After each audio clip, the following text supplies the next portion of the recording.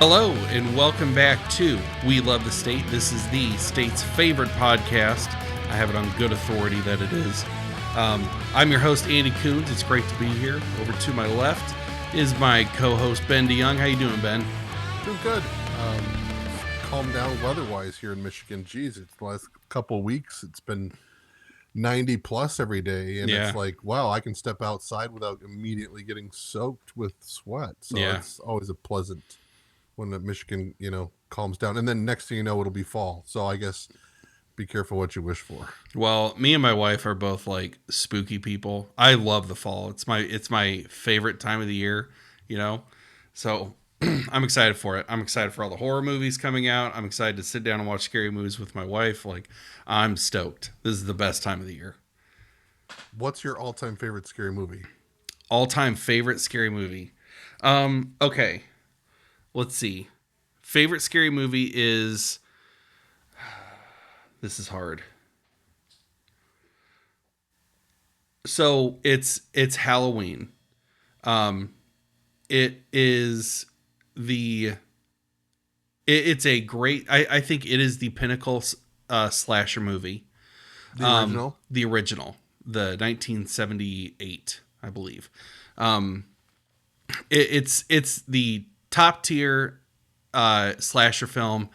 It is it's not very bloody, It had to be shot on a shoestring budget, and they got really creative on how to work around having a big budget. And so they didn't have the budget that some of the other slash movies had.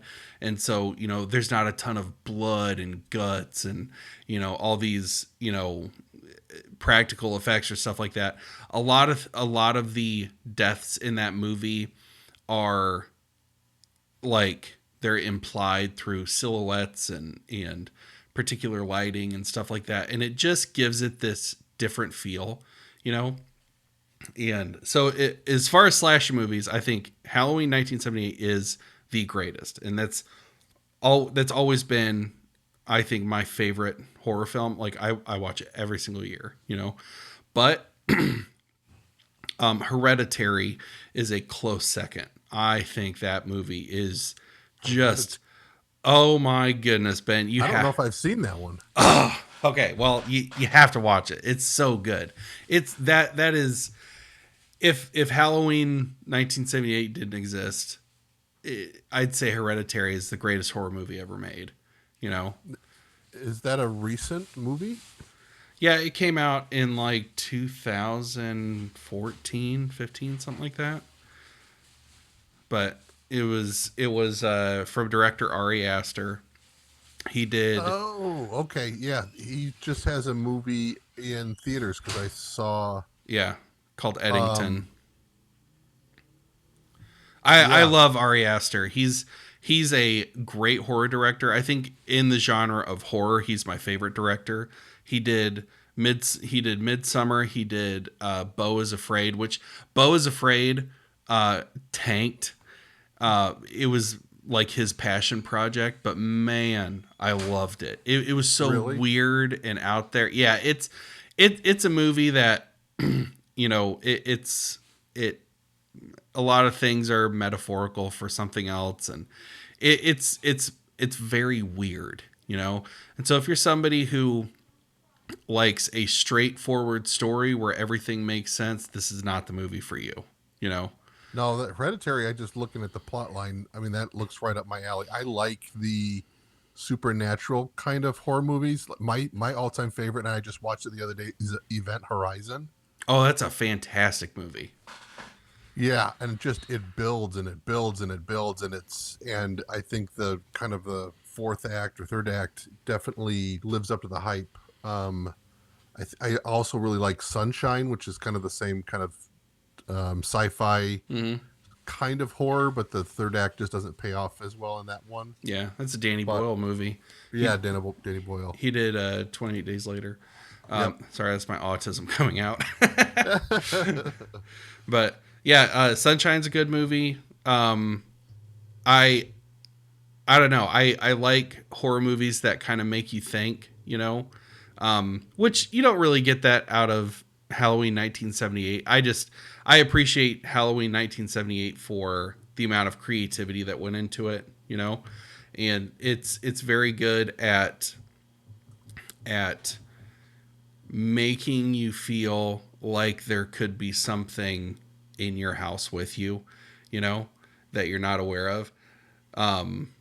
Yeah, that to me is greatest horror movie of all time. Yeah, looking at Hereditary, there it reminded me of a movie. I think Anna Taylor-Joy did, The Witch. That's okay. So that Because is that's kind of looks similar vein to Hereditary, or at so least it's time period. no Hereditary is takes place in modern day. The Witch takes place in like Like 1500 something or right, you know New England. yeah. That's also a really good movie. That's the same director who did my autism coming out again. That's Robert Eggers. Yeah, Eggers. Yep. Yeah, he did the Nosferatu film, which was amazing. Um, I think his Nosferatu film is the greatest vampire movie ever made. Really? Yeah, well, okay, I'm getting ahead of myself. The original Dracula is the greatest vampire movie ever made. You know, his Nosferatu easily comes in at a very very close second. Okay, And that was shot in black and white, wasn't it? no, it's just shot very very Muted. muted and dark. You know, the there's a show on Netflix called Midnight Mass, which is like a 6 or 8 part miniseries. That's from Mike Flanagan and his gang. That is that's another thing I have to watch it every year, and it has vampires because it's the greatest like vampire show ever made. You know, I think I watched that. It's like a little preacher or something like that, and then all of a sudden they started worshiping like they're on Dracula this or something. they're on this tiny island, Yeah. and yeah, so yeah, that's a fantastic one, and that one there's a lot of you know themes about faith and you know it I'd say the main theme is like when you take faith to do something that's not good, or when you use that as an excuse to do evil, you know. Yeah, Midnight Mass is fantastic. I watch it. I've watched it every year since it came out. So, if you're watching, uh, if you're watching and you're not, you know, punching your phone right now, being like, "Get to politics," then go watch Midnight Mass. You won't regret it. It's great. But anyway, speaking of politics, Yeah, speaking of blood sucking monsters, Netanyahu the other day. Well, you were telling me right before we hit record, and I don't know anything about what Ben's about to tell me, so I'm listening to it with a fresh set of ears. You said that there was something going on in the banking industry that's recently come to light. Yeah, so there was a guy named Richard Werner. He's German, it's spelled Werner. He's an economist, and he just was on Tucker Carlson's podcast, and they did a really good. I think the title of the podcast is like "How to Create Money from Nothing." And I mean, if you're a libertarian, you already know a lot of this is kind of the whole idea behind the Federal Reserve and our fiat money system. But it is amazing, and he did a really good job. And I think Tucker even commented a few times saying what a great job he did of explaining kind of the current monetary system and how much it affects our economics. He did kind of say that a lot of times economists try to ignore banking. They say that it's its own thing, and so they kind of look at economics in a bubble without bringing in the banking portion of that. And he obviously, I mean, you're going to screw things up if that's your model. But it was a fantastic conversation. I mean, just the fact that when we deposit money into our bank, it's not a deposit, it's a loan.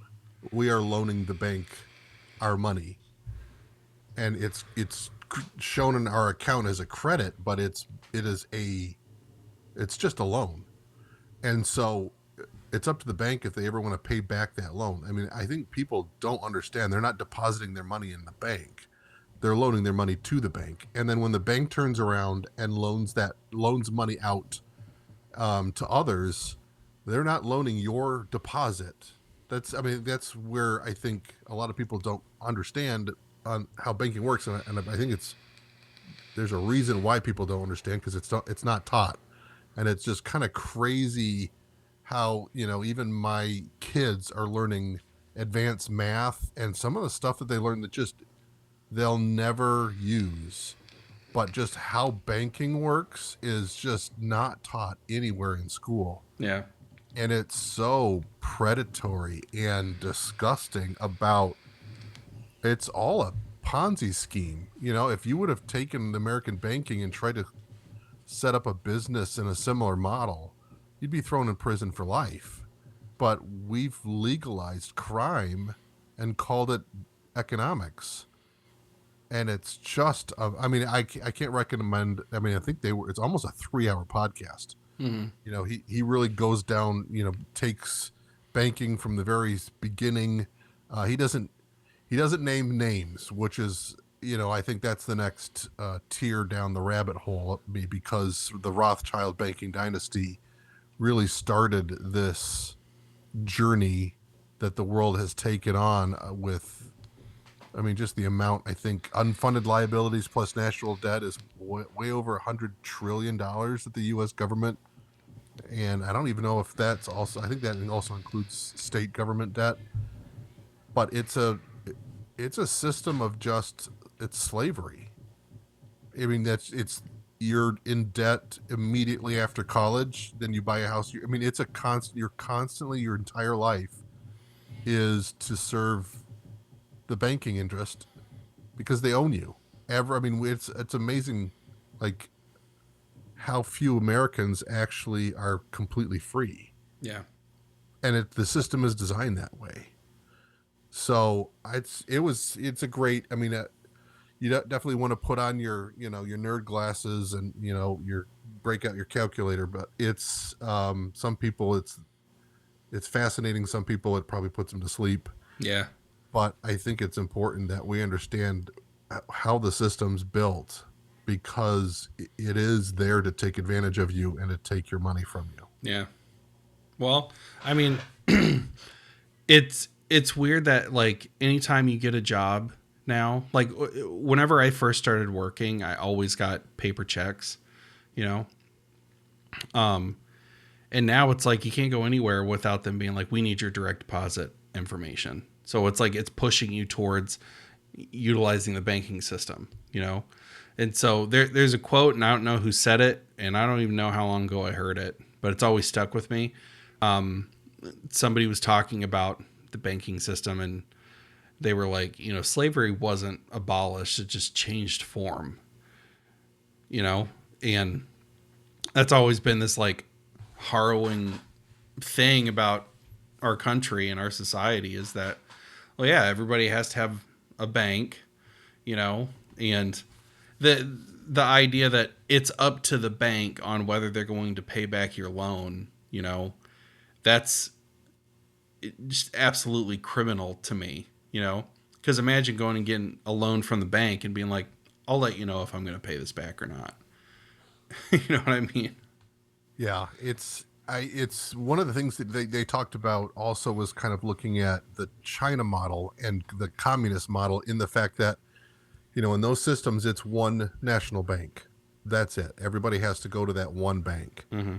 And when China was really starting to, I think it was in the late 80s, when they went over, I think it was, they went to Japan to try to figure out, like, how does this whole capitalism thing work? Because the communist thing's just not working for us.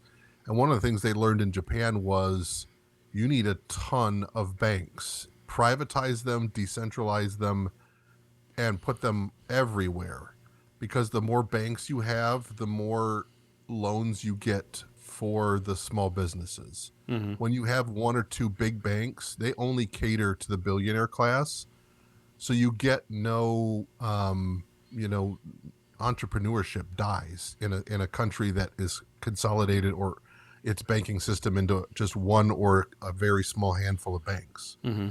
And it's that was an eye-opening thing to me too, because you look around like Canada, England, their banking system has pretty much been absorbed by 1 to 3 big banks, and that's it. And you look at their economy, and they've all shrunk dramatically. And but something he did mention is banking cartels want to consolidate power Mm-hmm. because it's all about control and money. And so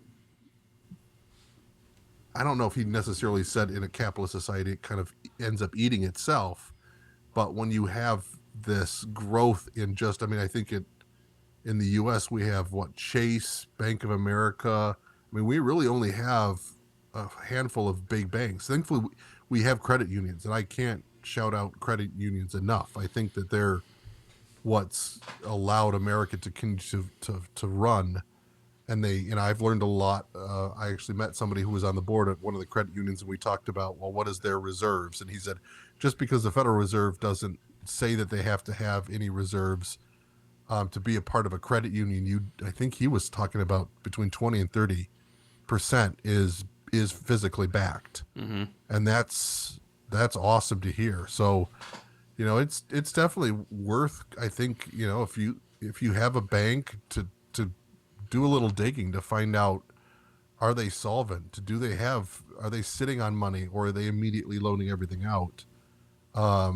It is kind of we talk about black pilled, and it's one of those things where I think the more you dive down that rabbit hole, the more you're like, this is unsustainable. Yeah. Where everything is going to collapse. So, but I think it really kind of forces you to look at what is real money, and if I'm going to be saving, don't save in dollars, save in something like gold and silver, or some precious metals. I'm not a huge crypto person because I think that's still, there's a third party risk. You have to believe that we have an open and free internet that's always going to be available. I'd rather have gold in my hand than ones and zeros on a digital ledger somewhere. But yeah, definitely, if you have the opportunity to get out of dollars and start buying some silvers, I think is the best bet or best bang for your money right now. But Mm-hmm. yeah, it's all very fascinating, and I'm glad that somebody like that's on Tucker. I mean, I think his reach, I think, is going to open up a lot of people's minds to what's actually been going on. I mean, there was multiple times even in the Tucker's like, this is legal? Like, it is crazy when you kind of peel back the curtain and you're like, this is insane. Like, how in the world is that ever going to be sustainable? Yeah. It's a crazy. So yeah, that's kind of been my recent rabbit hole, is getting into economics and banking. Mm-hmm. Yeah. I haven't seen that episode with Tucker. But man, I tell you what, like he's got to be top shelf as far as like interviews the past few years, his interview with the Iranian president, I watched that and that was fascinating, and I try to keep in mind that he's talking to a political, figure, he's talking to a politician, but I think that stuff is really valuable, but man, I tell you what, nobody does it like Tucker, absolutely nobody does. It's insane. Yeah, I think for the podcast that I listen to, Rogan's kind of hit and miss because he's all over the place with what he wants to know and the people he interviews. I mean, he tends, whether it's the hunting stuff and the MMA stuff, I'm like, I can't sit there and listen to that for 3 hours. Yeah.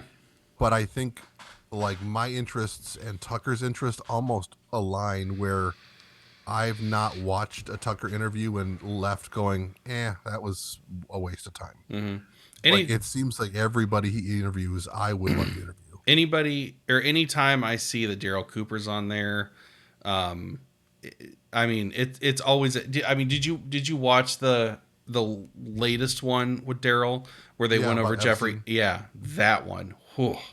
That one I felt like left a hole in my heart, especially learning about those John Podesta's paintings of like it's these paintings of like and by the way, I mean, if you ever want to know why we'll never be monetized on any platform ever, it's because of this. But like his John Podesta had these paintings of kids that were like in their underwear and tied up, or naked and like tied up, disgusting paintings, and he had stuff like that all over his house, and the people that would go to his house would just think it was be like, oh yeah, look at that painting, Yeah, and high it's art. yeah, and well, it really goes to show like the absolute moral decay and degeneracy of this class of people, you know, and it's I don't know, that was a heavy one to get through, but I cannot recommend it enough. Like if you haven't seen it, you need to go out and watch it. It's really good. Do you think the whole Epstein thing, like the right's not letting it go? Mm-hmm. I saw a meme online about it was kind of a breakdown of they'll interview Ghislaine Maxwell. She'll point the fingers to a couple high profile Democrats and say that Trump is not on the list, and then they're going to go case closed. We'll give Ghislaine a pardon because of her testimony, and there's nothing else to see here. Mm-hmm. Do you think that that's how they're going to try to spin it, or is I kind of think the truth has been so saturated now at this point between Daryl Cooper and Tom Woods and Tucker and Dave. I mean, there's been so many people breaking points that have talked. Jimmy Dore show. Like there's been so many. I mean, the truth is out there and it's pretty irrefutable. Yeah. Even if they're going to try to spin it and say there's nothing to see here, like I mean, I just don't. I'm curious to see how it plays out. Yeah. I mean, so I don't think we're ever gonna see the Epstein files released. No. I don't think it's gonna happen. And that's why I think we've heard about this this thing that's allegedly heading towards our solar system that could be a hostile alien craft, and it's like you can't like if you know anything about like astronomy and like how they get information from pictures like that, like from pictures from the Hubble or pictures from the James Webb telescope, or like there's so there's no way to take a picture of outer space and see an object and be like it's got hostile intent, Right. Or it's moving under its own propulsion. yeah, There's no heat trail. there's no way, like there's no way to tell that stuff, and so it is just smoke and mirrors. It's just them saying, hey, look at this over here. I think that's like what's Sydney Sweeney and the whole Gene fiasco. It's like they are really reaching that. Okay, that I think that's a different topic entirely. I don't think that was kind of I don't think that's pushed as a connected. distraction. No, I think honestly, I think that was it American Eagle or American Outfitters? I don't remember. American Eagle jeans. American Eagle. So okay, I was a dorky scene kid in high school, so I was like, oh, never wear American Eagle. That's preppy, So I just anyway. So this ad campaign, I really think it's because they took a shot in the dark and said, can we get some right wing money? And they did that ad campaign, and it has become this entire cultural thing. And I think that companies are it's the go woke go broke thing. I think companies are realizing like, hey, the types of ads that we did that made us into billion-dollar companies, maybe we should go back to that. Maybe people are tired of seeing 400-pound women in Nike footwear. Maybe that's not working. So I don't think that's related. I don't think that's being used as a distraction. I think that's just something that American companies are realizing, like, oh, hey, people like to see hot chicks in our products. So you think it's more just the last kind of death scream of the woke crowd saying 100%. We're not going back to that? Yeah.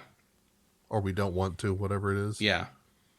Yeah. It is kind of funny because I agree. That's probably more of a natural than a manufactured kind of news to like look over here, but it's being promoted over anything talking about the government and Epstein. Yeah. I mean, even you look at the CEO who got caught cheating at a Coldplay concert, like that was on every news and feeds, and it was just like, hey, we found a new shiny thing, go look over there. Yeah. Anything to distract from Epstein. Well, but it's not going to go away. I see what you're saying then. So it's more like a don't let a good catastrophe go to waste type mentality whenever you have something big and cultural like the Sydney Sweeney thing or the Coldplay cheating couple. The first of all, I do have to say, dear internet, the memes out of both of those, excellent. Yep. Keep it going. No, it's I think you're right. I think they're using those to add to the mountain of distractions that they're trying to put out there. But here's the thing is like people are just waking up to that. People are starting to realize like, oh, we're putting a lot of pressure on the White House to release these Epstein files. They said they were going to do it. They said they had them on their desks. They said that they had the client list. And then they've turned around and lied and lied and lied and lied and even said there is no client list. And it's like, hey, man, the kind of stuff that they did in 1984 that's fiction, That's the only way that 1984 is able to actually take place is because it takes place in a fictional world, and regular people, like especially thanks to the internet and everybody seeing everything instantly, thanks to platforms like X. Not that I'm a big like Elon Musk simp, but thanks to platforms like that, thanks to platforms like TikTok and YouTube, like people are able to see all this stuff simultaneously. They're able to see whenever the White House says actually there is no client list, and they can be like, well, this clip right here that I've had saved on my phone for a year says that you guys had that or saved for 7 or 8 months or whatever, said that you guys actually had the Epstein files. So where are they? Right. What they can't. The fact that you go from saying it's on my desk to saying that there's nothing to see here, and sometimes it changed within weeks. Mm-hmm. So you're literally going. Dan Bongino in his podcast was saying the corruption needs to be and next thing you know he's on 60 Minutes saying nothing to see here. He killed himself as he's looking at the floor, and it's like. People, there's not that much time. I think Americans have a very, they definitely they forget things pretty quickly. But when it's just a couple weeks ago, it was said, and now a couple weeks later, you're completely changing the story. Americans don't forget that quickly. Mm-hmm. And it is crazy. Or just the Kash Patel, or was it Kash or Dan was saying they found all these evidence of like, things that were going to be shredded and this is just amazing what they've discovered. And it's like, stop saying that, like show us. And it just kind of, again, it just proves that so much of it's just smoke and mirrors. And I think that's one of the things we probably talked about is the fact that I think one of the good things coming out of the Trump administration is they're really bad liars. Mm-hmm. Because it's so obvious at this point that they're lying. And they can't even, between Dan talking to the floor and Cash's eyes coming out of his head, most of their interviews look like, like they're They look like hostage videos. Hostage videos, yeah. So we are coming up very close on the 6-year anniversary of Jeffrey Epstein's death. All right. 6 years in political time is like 600 years, you know? But here's me doing my whole silver cloud or silver lining thing again. We have yet to let it go. And I would say the intensity in which it is the intensity in which people talk about this specific topic now in 2025 is 1,000 times more intense than it was in 2019. He killed himself. If you're listening to the podcast, I did like finger quotes. He allegedly killed himself on August 10th of 2019. All right. So we're pretty close to the 6-year anniversary. But man, I tell you what, you go onto X right now and you can't scroll very far before someone's talking about the Epstein files. You know, it's one of those things where it's just like this hit America like at its core, not just America, like people overseas are talking about the Epstein files, especially in Great Britain, like their own like royal family was involved with this, you know? And so it's like that. And I think this is you see something that is truly despicably evil, you know, like I don't know, like Bond villain level evil. And people are just trying to pretend like it doesn't exist.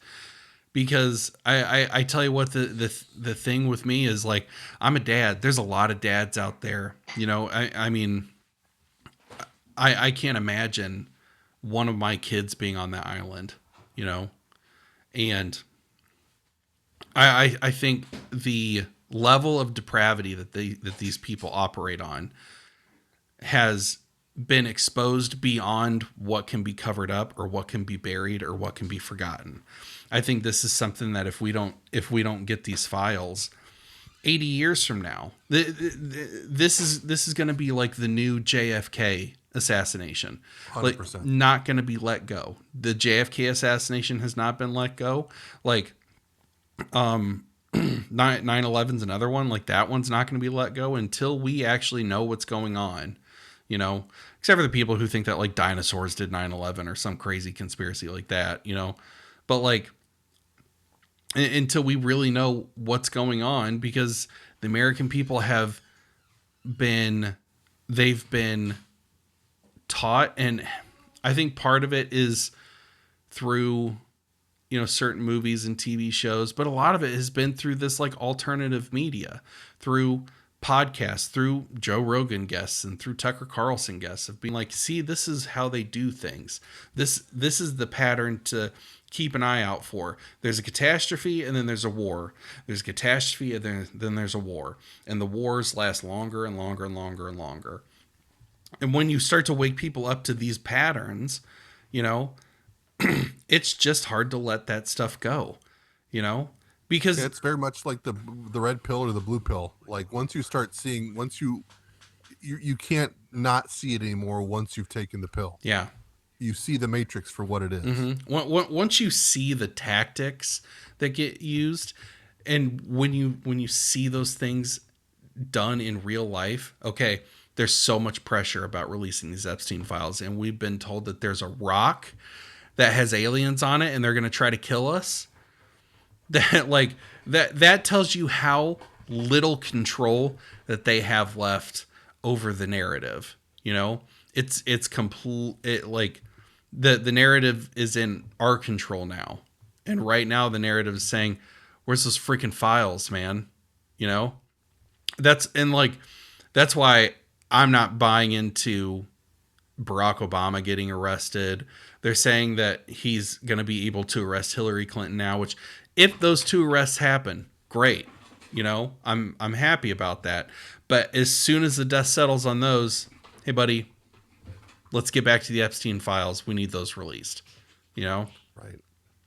And I think that that's still just placating to his base, because I mean, lock her up was a chant the first time around. He Mm-hmm. never touched Hillary. Yeah. And I think he's even said multiple times, he's like, he can't charge or arrest Obama because he was, it's crazy to think, just stating out loud, the president has blanket immunity and Mm-hmm. can do whatever he wants Mm-hmm. while in office. It's like, that is crazy.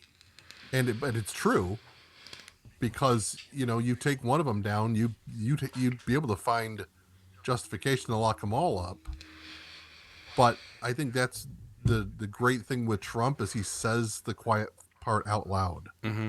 And I think that, because he's played ball with whatever the deep state wants. Mm-hmm. It's still amazing to me how much they tried to prevent him from being elected again.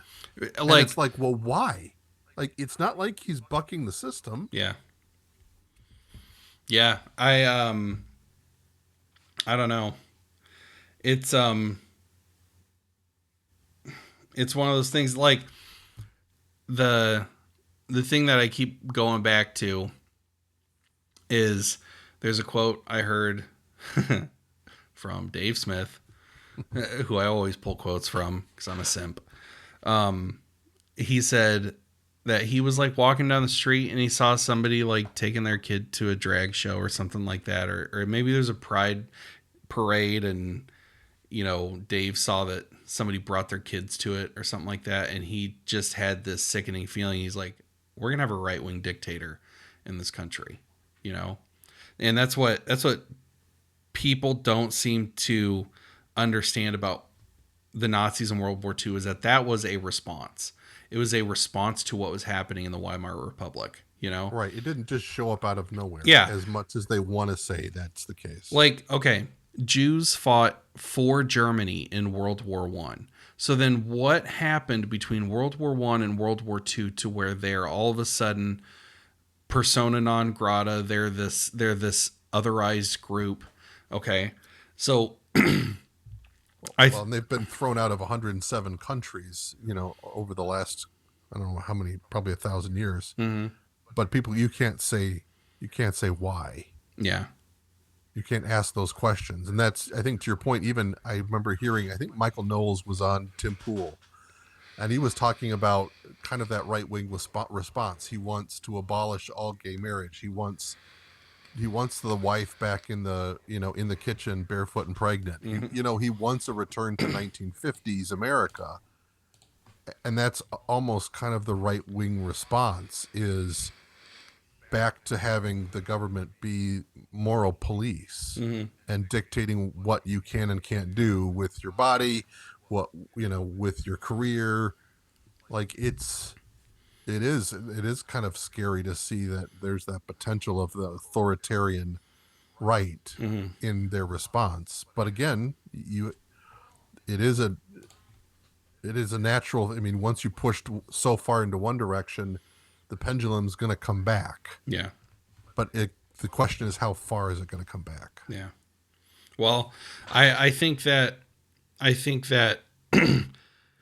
the over-sexualization of almost every aspect of our society is going to be a huge mitigating factor in the introduction of a right-wing extremist figurehead in our government,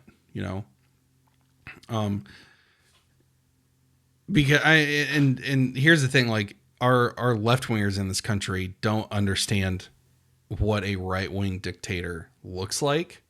Really looks like. Yeah, because Trump he's not even right-wing. He's a Democrat from 1995, and like he doesn't even, like, Trump doesn't even understand like left and right-wing philosophies or anything like that.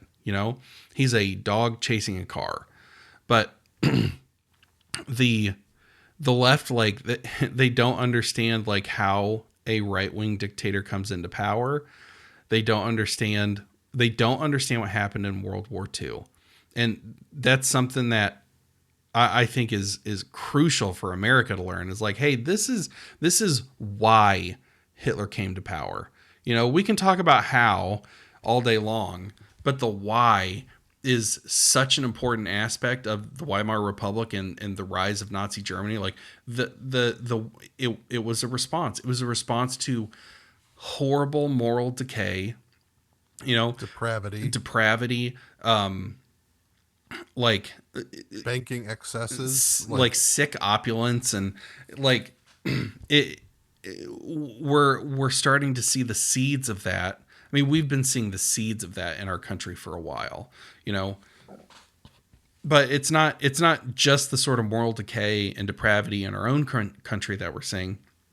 It's also the complete lack of faith in our government institutions that's driving that as well. And it's things like the Epstein files, like, oh, well, you'll be in jail. You know, whenever Trump said that during his debate with Hillary Clinton, he goes, oh, you'd be in jail. She's not in jail, bro. You had a whole 4 years to do it, and you've been in office for eight months now, almost 8 months.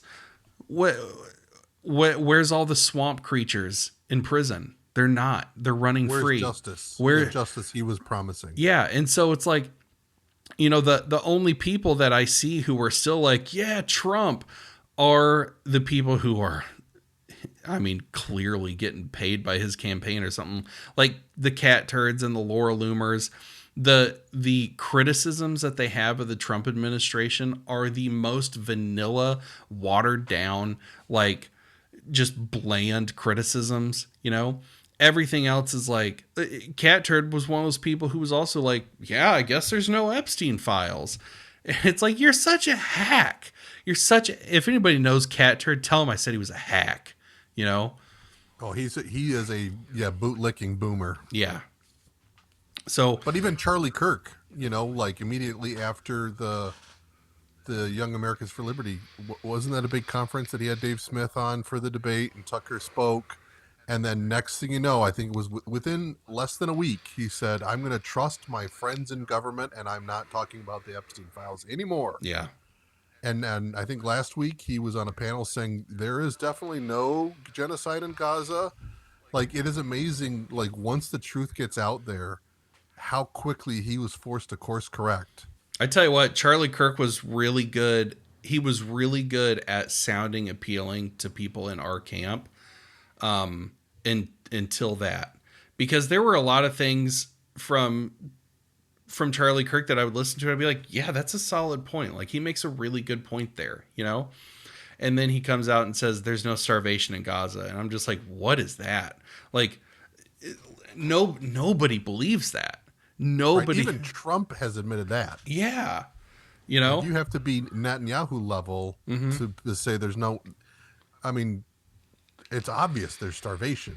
Like, everybody, there's no criticism, or like, again, only a Netanyahu figure would say there's no starvation. So it is crazy. Again, Charlie clearly had his marching orders being like, whoa, you're not free speech, dude. You are only allowed to speak about what's inside the 4x5 index card of allowable opinion here.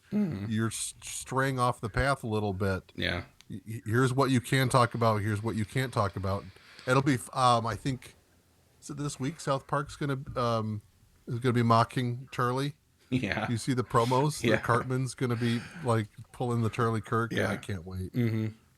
I watched South Park's back, baby. Yeah. I watched their promo where they had Trump out in the desert. So good. Yeah, I'm excited. I mean, that's one of those things where it's all the people who've been praising South Park for the last 10 years because they've been making fun of woke people just immediately turned on them. And they're like, well, they're actually not that funny. They haven't been funny in a long time. It's like, shut up, man. You're such... It just shows the exact, like, it's the tribalism of, like, I was talking to somebody yesterday about, people just need to get back to, this is my moral compass. These are my values. These are my principles. Yeah. And I'm going to hold anyone and everyone, including myself, accountable to following this. The idea that, and the political spectrum is just, It's almost to the point now where religion has become, or politics has become religion, and Mm-hmm. I think there's a reason for that. I Yeah. think the political establishment wants to be looked at as something to be held on high, and there is a lack, I think, of religious fervor in America anymore. Mm-hmm. So politics has, I think, really done a lot to replace religion in the United States. Mm-hmm. And again, I think there's a reason for that. I think politicians want you to be talking about them every day, Yeah. because they want to be seen as that important, and they want to. I mean, that's part of the reason why we have so many problems in the United States, is because the government is always offering the solutions. Well, if the government has all these solutions, then there's that dependency that I think every government ends up like, that's one of their main focuses. They need to be needed.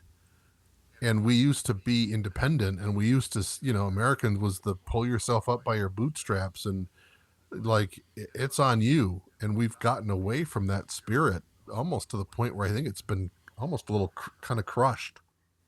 I mean, thankfully the Epstein stuff has, I think, revigorated that ideal of like, no, we're America. We don't put up with this crap. Right.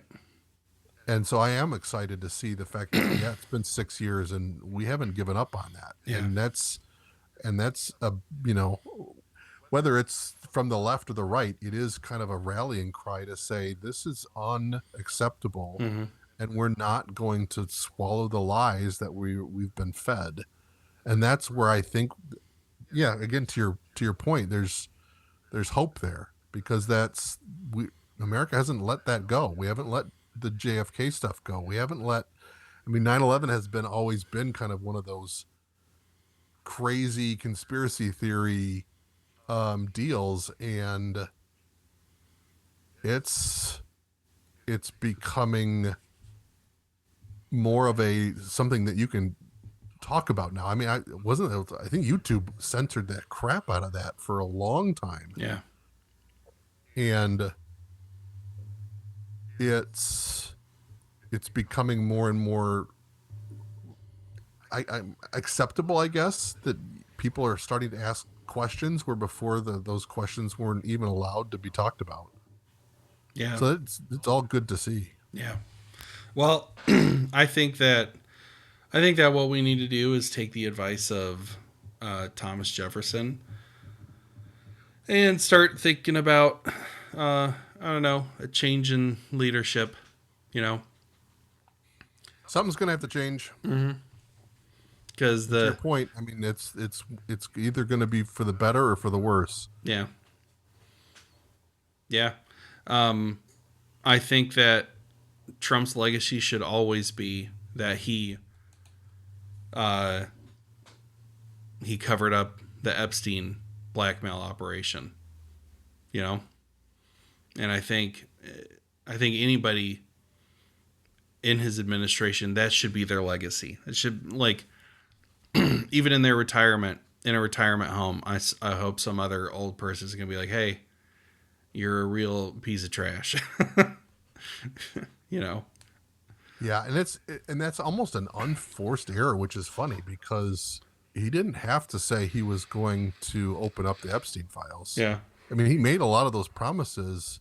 It just shows you how stupid he is. Mm-hmm. To not self-reflect and go, oh crap, I was real friends with Epstein for 10 years. There's a lot of videos and photos out there of him, and like, to not self-reflect and be like, maybe I shouldn't touch that. I'll stick with, like, prosecute Fauci and releasing the JFK files, but like, it just shows you how inept he was to even allow that to be talked about. Yeah. Yeah, that's a good point. Well, are there any other topics on your mind, Ben? No, I mean, again, and there's probably a million things to talk about, but I mean, the economic stuff was a big thing that, like I said before, it was one of the rabbit holes that I went down. But there are times where you're just like, I mean, I'd rather go listen to the Y-Files and just think about, like, what about the lizard people? It's you just get so like tied up into politics. It's been kind of a refresher, even from our last podcast about everything that's kind of happened at the Libertarian Party at the state level. It's been nice to not have so much responsibility of like with my multiple roles in the state party, just to be like, you know what, I'm going to turn my brain off and watch Event Horizon again. Yeah. I think it's healthy that we disconnect, because I don't want politics to become my religion. Yeah. And so, for those of you listening, like there's, Andy and I have talked about doing, and talking about other things besides just politics. I know it is kind of front and foremost to a lot of people's minds, but let us know what other topics you'd like us to discuss. I mean, I love movies. I know Andy loves movies. We've bounced ideas about doing movie reviews, but like other topics outside of news and politics that people would like to hear us talk about. I'd love to change the channel every once in a while. And so if you do have comments or suggestions, please either comment on the video, join our Facebook group. Let us know what you think. Like, what other topics would any of you like to hear us discuss? Because we can talk about just about anything. Mm-hmm. Literally. Yeah. Anything that you guys find interesting, or anything that you're curious about our takes on, let us know. If you're watching this on YouTube, let us know in the comments, or reach out to us on X. We're on X every day. So speaking of, if you want to follow me, I've been a lot more active on TikTok recently, doing a lot of videos about my recent conversion to Christianity, and they've been doing really, really well. So I've got sort of the TikTok-ized version of my sort of life story that I put up, and it's like 7.5 minutes long, which is like more than twice as long as any TikTok should be. But it's the best performing video on my channel so far. So if you want to go check that out, go to TikTok, Andy Coons. It's at Andy Coons, Koons. If you want to get a hold of me, reach out to me on X. My handle is Andy_Coons. Ben, where can people find you?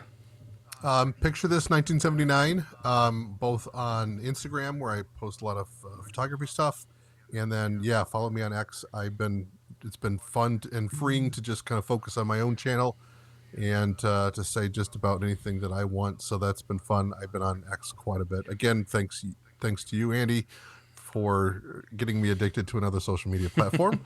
And it's definitely the one that I'm probably on the most. So, yeah. But again, please like, comment, subscribe. We love feedback. Give us some direction, give us some thoughts, and we'd love to mix things up. You know what? I'm going to do this kind of gay thing. Let us know your favorite horror movie in the comments. After you do that, hit like, hit subscribe, share this podcast, let your friends know about us. Word of mouth has been a pretty good thing for us. So, if you got anybody who has a similar political leaning than us, or even if they don't, just be like, hey, I know these two idiots that talk about politics. So, tell your friends. All right. I'm Andy Coons. That's Ben DeYoung. Thank you so much for tuning in. We'll see you next time.